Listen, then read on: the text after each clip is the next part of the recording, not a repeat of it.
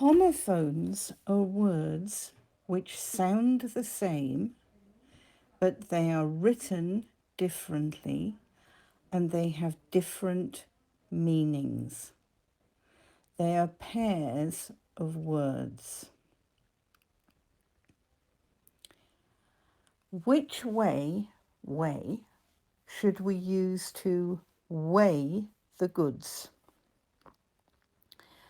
No one knows whether the weather will be fine tomorrow.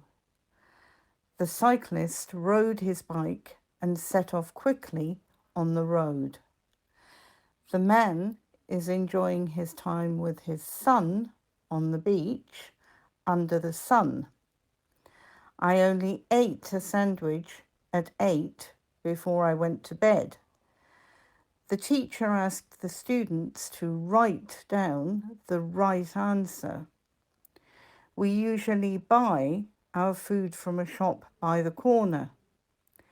I wanted to sit here to be able to hear the speech well. And here are the words. Weigh, weigh. Weather, weather. Road, road. Sun, sun.